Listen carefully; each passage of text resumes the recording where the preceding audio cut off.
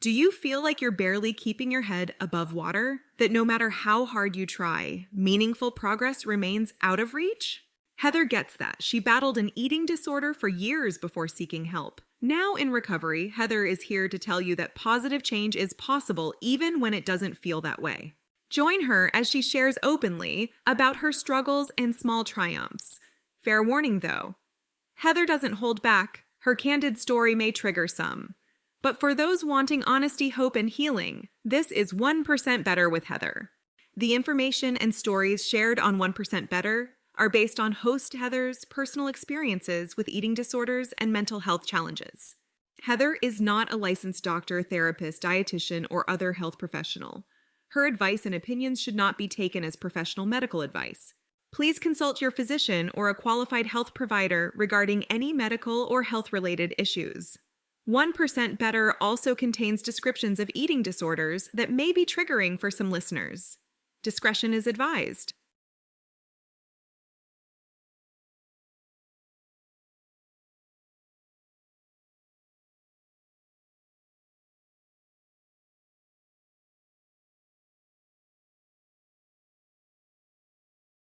Hey there, my little gaffers, and welcome to 1% Better with Heather. It's funny because it rhymes. Haha.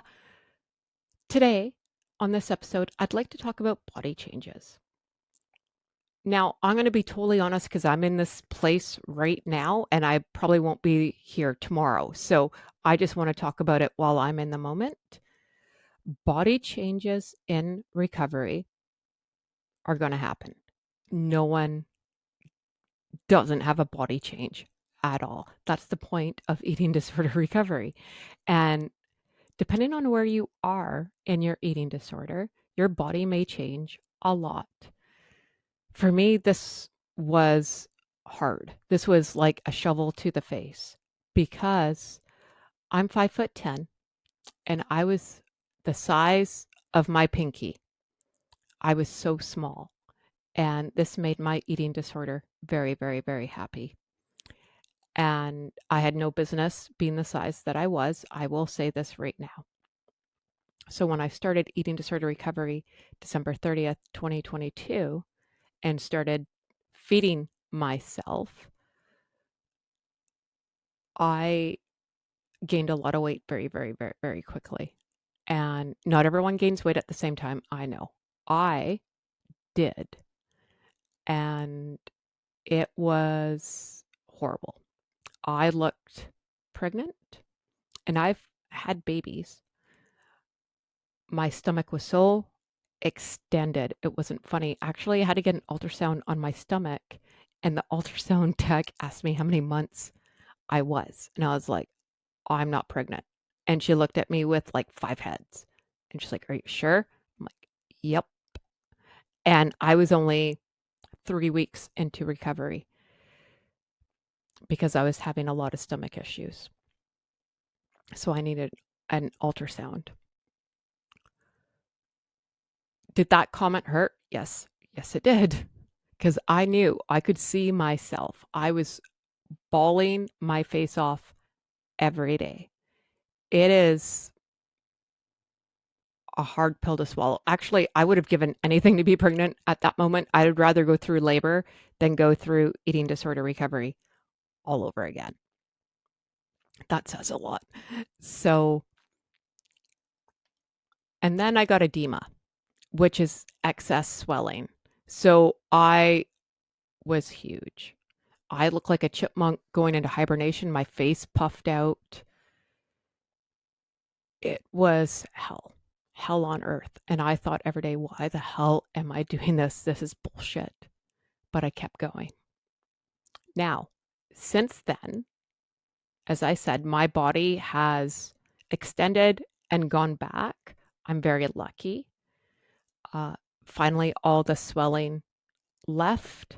I did some magic potions that I do videos on that help me. I don't know if they'll help you, but hey, I'll try anything because I was miserable, let me tell you. Today, I put on a shirt that I haven't worn in over a year. And I'm very excited about this because when I was deep in my eating disorder, I would show off my body all the time, even though it would horrify people. Let's just be honest. Because they're like, oh my God, I look like my kids called me the Crypt Keeper for a reason, right? From Tales of the Crypt from the 80s. Go Google it if you don't know who that is. But when I started eating disorder recovery, I wore my husband's t-shirts and didn't want to look at my frame and didn't want to look at my body and had to cover up mirrors with towels because I would just cry all the time.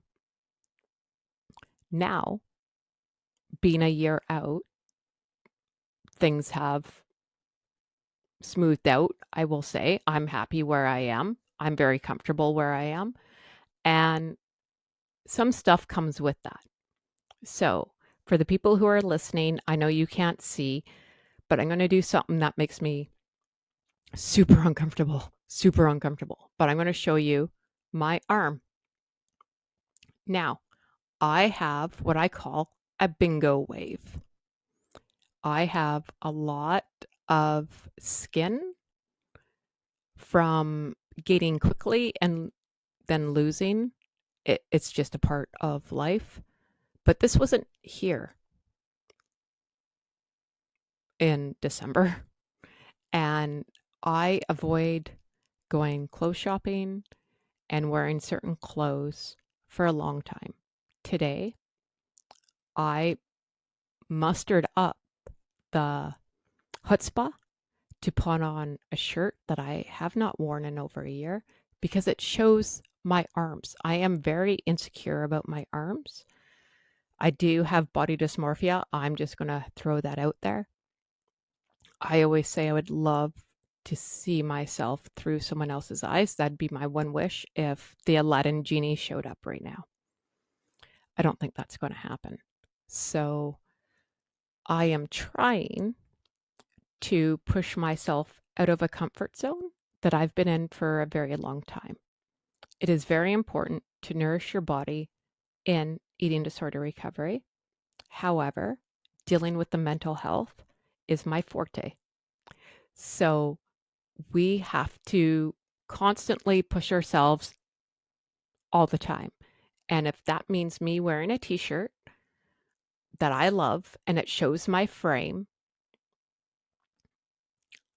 it's empowering in one aspect, it's crippling in one aspect.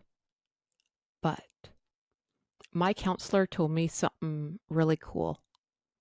She told me go to the mall and people watch. People come in all shapes and sizes. Not everyone's 5'10" like me. Not everyone has a 36-inch inseam like me. I'm pretty much legs. And that was comforting. I will say that. On Thursday, I went to the mall because I need a new pair of jeans, and I've been avoiding this like the plague. I've been thinking about going to go get a new pair of jeans since before Christmas, but I didn't have the strength. And I didn't want to go by myself. And normally my husband's my person with me. I need support because I'm always scared I'm going to start crying in a store and freak out the associate because they don't need counseling. Like one of us is the crazy one and I don't want to add to someone else's life, right? But I did it on Thursday. I ran down to the mall like a crazy person and tried on these jeans and nothing bad happened.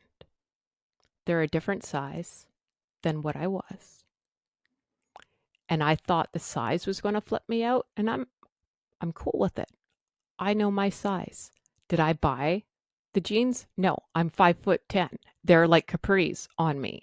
So I have to go to American Eagle, who I love, who have tall jeans.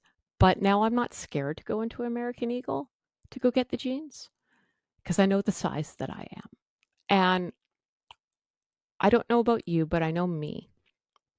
We make up scenarios in our head. We think everyone's going to point and laugh. We think the associates are talking about us. We think we're the butt of the joke. And it's simply not true. That's slick, our eating disorder voice, trying to bring us back. But the more that we do things that make us uncomfortable, it's exposure therapy. We need to get in front of this. We need to do it. And I talk about it a lot when I started eating again and I wanted a donut and I went to Krispy Kreme and got like the best apple fritter known to man. I stared at that stupid donut for hours because I couldn't eat it. I got it. And then the 4 blocks home, I convinced myself like I was having a panic attack. I'm not even going to lie.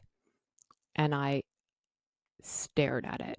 And then eventually I read in Tabitha Farr's book, Rehabilitate, Rewire, Recover, there's the fuck it theory, which has gotten me through my recovery. All I say is fuck it all the time on loop like Rain Man. But as I'm saying it, fuck it, fuck it, fuck it, fuck it, fuck it, and I'm eating this donut and that's all that's repeated into my head, it worked. And then when I went clothes shopping, I was like, fuck it, fuck it, fuck it, fuck it. Everything's okay. Everything's okay. Nothing bad's going to happen. And yes, my body is different once again. I have excess skin on my arms. I have excess skin on my legs. I have a chest again. That flipped me out too. When I had to buy a bra, that flipped me out because I was a carpenter's dream. I was flat as a board, my friends. And when my boobs came back in recovery, I was like, what is going on? Because nothing that I had before fit. And I would be like, what is happening?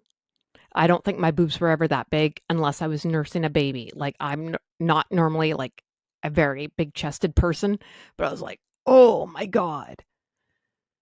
And then my cycle came back. And I remember telling my counselor, and I was like, hey, I got my period back.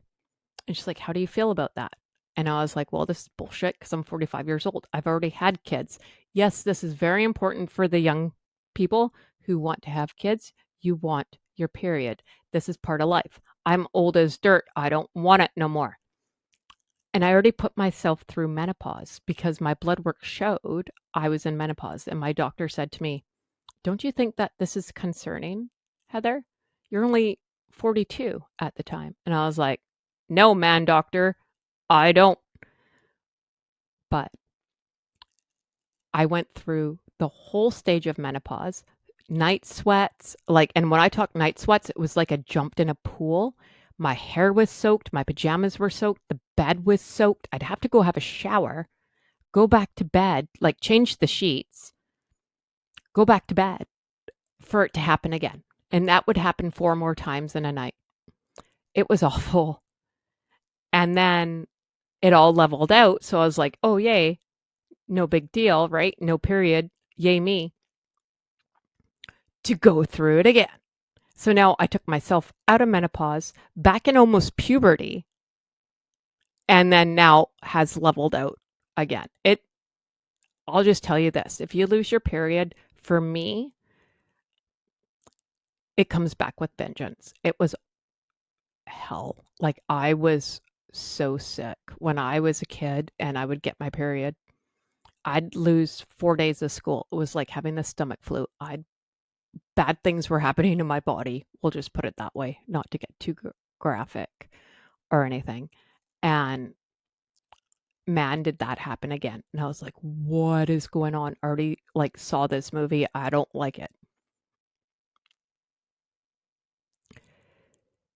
You need to know your body's confused right now. It doesn't know where it wants to land. I don't know where your set point is. I don't know where my set point is. Nobody knows. But all you can do is keep moving forward, keep eating, and telling yourself bodies change. We don't look the same as when we did when we were 12 or 18 or 24 or before kids, after kids, whatever it is. And especially for women, that is what happens to us. That's just part of life. Your body will change and change and change and change.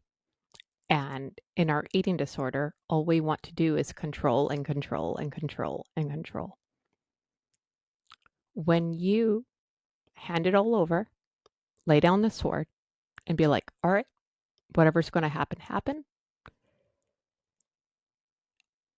it makes things so much easier. I know the belly bloat is awful. I know. But the more you rev yourself up and get more anxious about it, stress goes to your stomach. I'm not a doctor. I have no idea why. It's just a thing. So the more that you're upset about it and getting mad about it, the longer it's going to stay there. And I remember watching a video and someone saying that, and I was like, you guys are like smoking something good because I don't believe that. No, it's true. I'm here to tell you it is true. A lot of it is gas. Gas X is your friend. And it's trial and error. Just know when you start recovery, give it a year.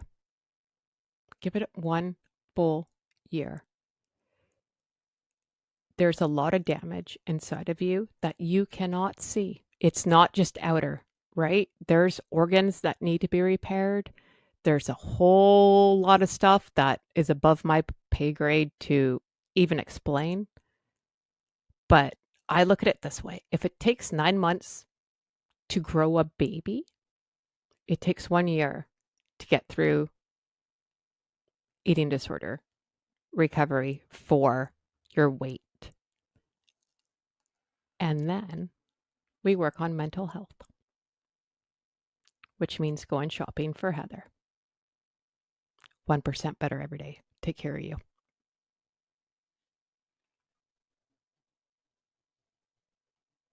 That's all for this episode of 1% Better.